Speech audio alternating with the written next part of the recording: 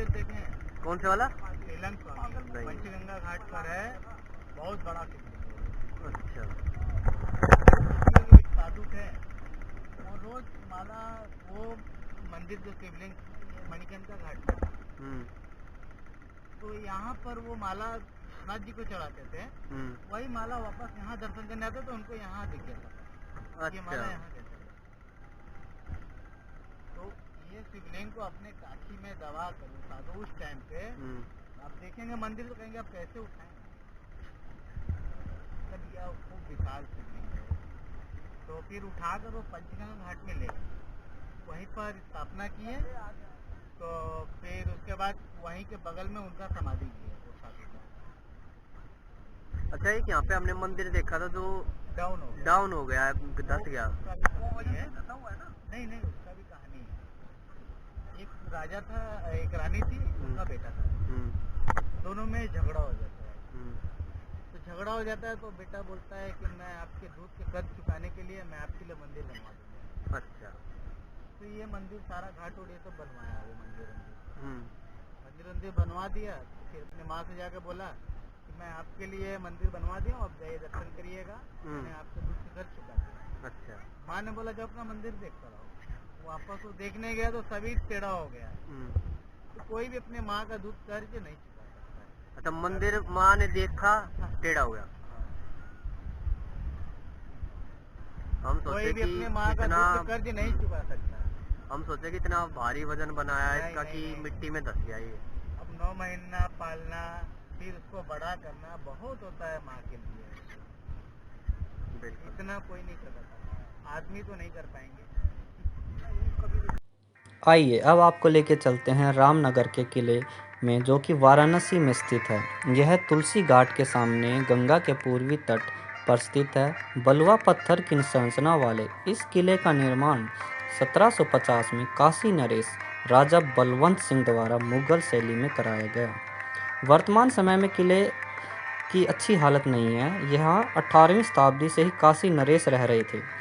यह वाराणसी से 14 किलोमीटर और बनारस हिंदू विश्वविद्यालय से 2 किलोमीटर की दूरी पर स्थित है। मानसून के मौसम में के दौरान किले में जाने के लिए केवल नौका सेवा सुलभ है। वाराणसी आने वाले पर्यटक रामनगर का ऐतिहासिक किला देखने जरूर आते हैं। रामनगर किले में एक मंदिर और मैदान के भीतर एक संग्रहालय है और मंदिर वेद व्यास को समर्पित है। ये वही महान भारतीय महाकाव्य हैं जिन्होंने महाभारत को लिखा था। संग्रहालय के अंदर विंटेज कारें, रॉयल पालकी, तलवार और बहुत से शस्त्र और अस्त्र रखे हुए हैं और पुरानी बंदूकें भी हैं और हाथी दांत के काम और प्राचीन घड़ियां रखी गई हैं।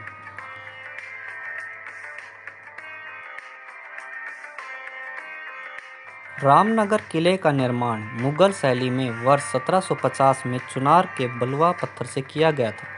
किले की आकर्षक नक्काशीदार बालकनी, खुले आंगन और प्रदर्शनी क्षेत्र इसकी सुंदरता और आकर्षण को बढ़ाते हैं। 18वीं शताब्दी के बाद से ही यह काशी नरेश का घर रहा है और वर्तमान में महाराज अनंत नारायण सिंह किले में निवास कर रहे हैं। रामनगर का किला 10 दिनों तक चलने वाले रामलीला के लिए देश दुनिया में प्रसिद्ध है। यहाँ का रावण दहन देखने के लिए लोग दूर दूर से आते हैं। रामनगर किले में राजमंगल नामक एक प्रसिद्ध त्योहार भी फागुन के महीने में मनाया जाता है। इसके अलावा यहाँ नौका परेड, नृत्य और गायन भी होता है। इस संग्रहालय को देखने के लिए जो शुल्क देना पड़ता है वह है 15 रुपये प्रति व्यक्ति, जबकि बच्चों के लिए 10 रुपये प्रति व्यक्ति है। जो किले के बाहर टिकट काउंटर बना है वहीं से आपको टिकट लेना पड़ता है, जिसके बाद ही अंदर किले में प्रवेश मिलेगा। आइए अब आपको दर्शन कराते हैं वेद व्यास जी के मंदिर को। ये वेद व्यास जी वही महान भारतीय महाकाव्य हैं जिन्होंने महाभारत लिखी थी। महाभारत ग्रंथ का लेखन भगवान गणेश ने महर्षि वेद व्यास से सुनकर किया था। वेद व्यास महाभारत के रचयिता ही नहीं बल्कि उन घटनाओं के साक्षी भी रहे जो कर्मानुसार घटित हुई हैं। अपने आश्रम से हस्तिनापुर की समस्त गतिविधियों की सूचना उन तक तो पहुंचती थी, वे उन घटनाओं पर अपना परामर्श भी देते थे। और जब भी संकट की स्थिति आती थी माता सत्यवती उनसे विचार करने के लिए आश्रम पहुंचती थी। चलिए अब आपको गंगा माँ आरती के दर्शन कराते हैं।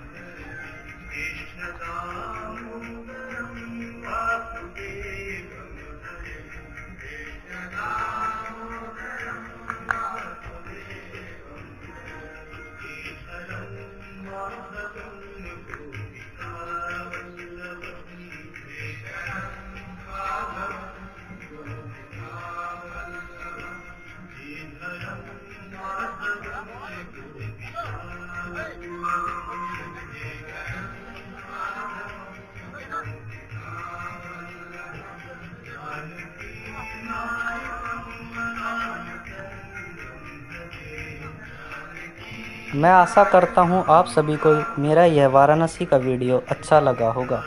कृपया कर इस वीडियो को शेयर करें और चैनल को सब्सक्राइब करें और कमेंट बॉक्स में अपने विचार लिखना ना भूलिए। धन्यवाद।